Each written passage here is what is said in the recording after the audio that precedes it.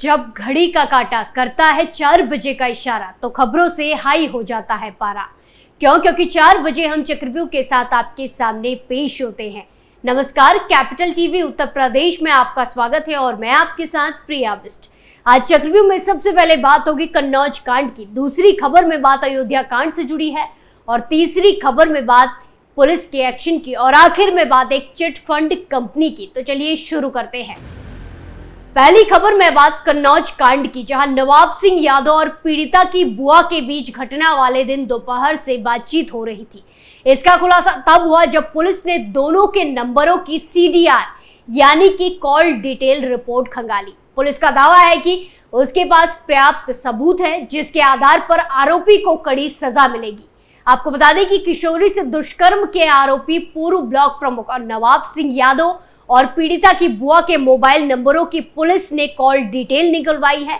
तो पता चला कि 11 अगस्त को दोपहर से लेकर रात तक बुआ के मोबाइल नंबर पर नवाब सिंह की कई बार बातचीत हुई थी। बुआ ने भी पुलिस की पूछताछ में बताया है कि वो नवाब सिंह यादव को पिछले 4-5 सालों से जानती है और लगातार उसके संपर्क में रहती रही है। अब पुलिस बुआ की सरगर्मी से तलाश कर रही है। हालांकि आरोपी बुआ ने अपना मोबाइल नंबर बंद कर रखा है, जिससे पुलिस को उसकी सही लोकेशन नहीं मिल पा रही है। SP ने बुआ की तलाश में पुलिस की 6 टीमें लगाई हुई हैं। शनिवार को भी पुलिस टीमों ने अलग अलग स्थानों पर उसके संभावित ठिकानों पर दबिश दी, लेकिन देर रात तक उसकी गिरफ्तारी नहीं हो सकी। अनुमान लगाया जा रहा है कि पुलिस बुआ पर इनाम भी घोषित कर सकती है। पीड़िता के माता पिता ने भी पीड़िता की बुआ पर गंभीर आरोप लगाए थे, जिसके बाद से वो पुलिस की नजर में चढ़ गई। पीड़िता की मां का कहना था कि लगातार फोन पर मेडिकल परीक्षण न करने का दबाव बना रही थी। इसके बाद पुलिस ने बुआ को भी आरोपी बनाया, लेकिन तब तक वो फरार हो चुकी थी। भतीजी के साथ हुई वारदात में बुआ की भूमिका को संदिग्ध माना जा रहा है। उसकी मौके पर मौजूदगी और उसके बाद पहले शिकायत में शामिल होना और बाद में मुकरने पर सवाल उठने शुरू हो गए हैं। रविवार रात हुई वारदात के बाद सोमवार और मंगलवार को वो जिला अस्पताल से लेकर कचहरी तक मंडराती रही। दोनों ही दिन मीडिया के सामने इस पूरी घटना को गलत बताकर पुलिस पर दबाव बनाने का आरोप लगाती रही। इसी बीच मंगलवार को जब किशोरी के माता पिता यहाँ पहुंचे और उन्होंने बुआ की भूमिका पर भी सवाल उठाए, उसके खिलाफ शिकायत दर्ज कराई, तो वो लापता हो गई। हालांकि बताया जा रहा है कि मंगलवार को वो जिला अस्पताल में मीडिया को अपना बयान देने के बाद कचहरी पहुंची थी। उसके बाद वो वहां से कहीं लापता हो गई। इसकी जानकारी अभी तक सामने नहीं आ सकी है। अगली खबर अयोध्या कांड से जुड़ी है, जहां समाजवादी पार्टी के नेता मोहित खान की जमानत पर शनिवार को सुनवाई नहीं हो सकी, लिहाजा उसे अभी कुछ दिन और जेल में रहना पड़ेगा, जिसको झटके के तौर पर देखा जा रहा है। हालांकि इस मामले में अदालत ने 22 अगस्त को सुनवाई की अगली तारीख मुकर्रर की है। इस दिन अगर जमानत मिल गई तो सपा नेता मोहित खान के जेल से बाहर आने का रास्ता साफ हो जाएगा। दरअसल सपा नेता मोहित खान पर 12 साल की बच्ची के साथ दुष्कर्म करने और उसका वीडियो बनाकर ब्लैकमेल करने का मुकदमा दर्ज है। इस घिनौने काम में उसके नौकर राजू की संलिप्ति भी बताई जा रही है। इसी मामले में सपा नेता मोहित खान जेल में बंद है। अयोध्या के पूरा कलंदर थाने के मदरसा क्षेत्र में SP नेता मोहित खान रहता है।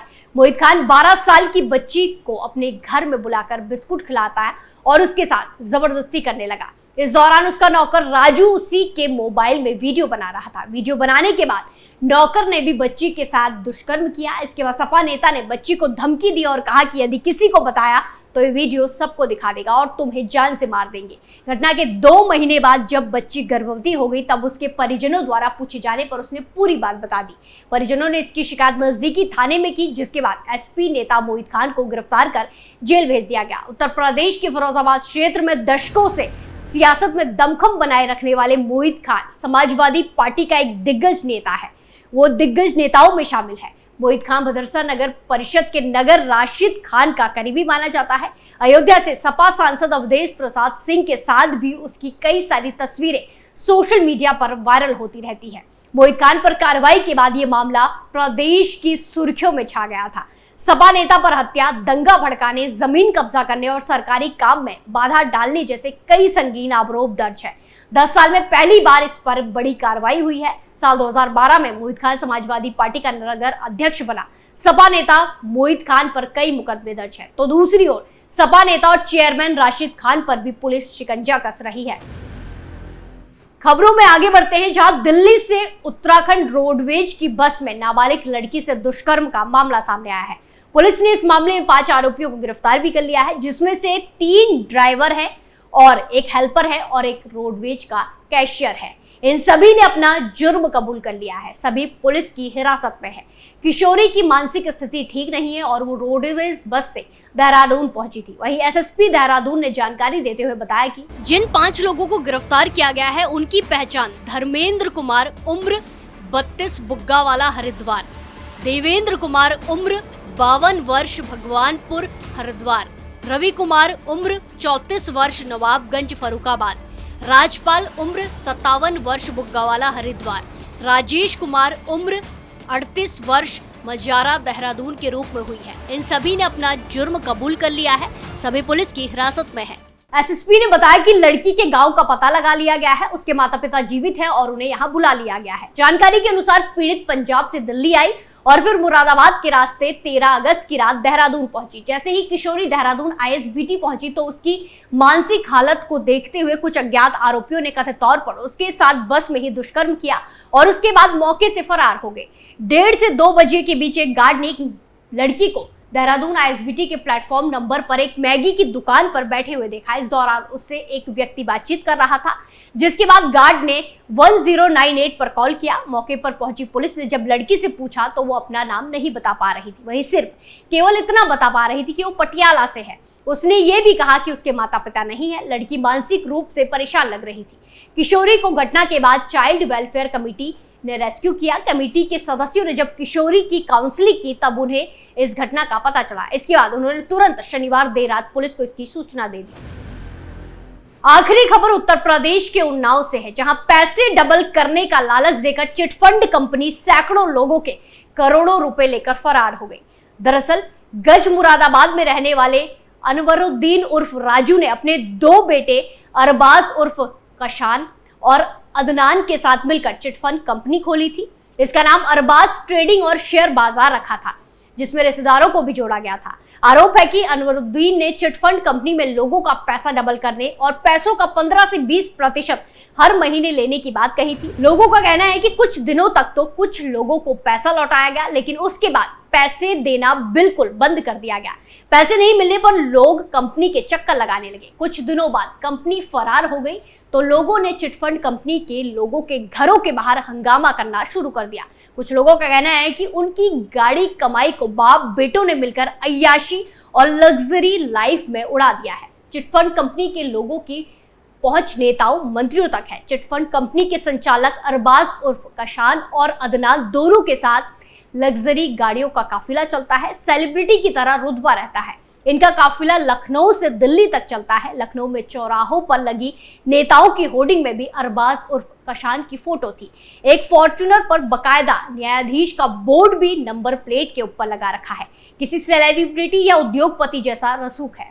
पार्टियों में 500 के नोट उड़ाते हैं। होटलों में पार्टियां करने लखनऊ से लेकर ख्वाबों की नगरी ताज तक जाते हैं। इनके साथ काम करने वाले एजेंटों की भी बल्ले बल्ले थी। होटलों में होने वाली इनकी पार्टियों में विदेशी लड़कियां भी आती हैं। इनके कई वीडियो भी सामने आए हैं। चिटफंड कंपनी में पैसा लगाने वाले लोग अब अपनी मेहनत की कमाई वापस लेने के लिए चक्कर लगा रहे हैं, लेकिन उन्हें ना पैसा मिल रहा है और ना ही कोई आश्वासन। करीब 4-5 महीने से ये मामला ऐसा ही चल रहा है।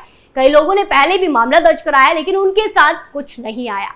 पुलिस सिर्फ कार्रवाई का आश्वासन देती रही है। लोगों का सब्र टूटा तो 14 अगस्त को सैकड़ों लोगों ने चिटफंड कंपनी के संचालक के घर पर हंगामा शुरू कर दिया। सूचना पर पहुंची पुलिस ने लोगों को शांत कराया। पुलिस ने तहरीर के आधार पर आरोपियों के खिलाफ मामला दर्ज कर लिया है।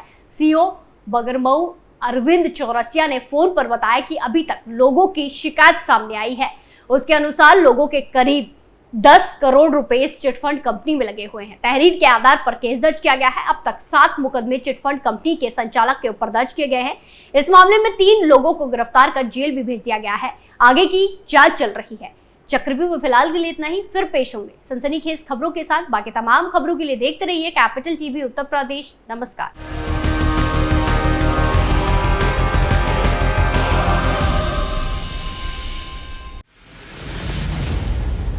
मैं राजनीति करता नहीं, पर राजनीति को बहुत गहरे तक समझता हूं। मैं लोगों के बीच रहता हूं, लोगों के मन को अच्छे से जानता हूं।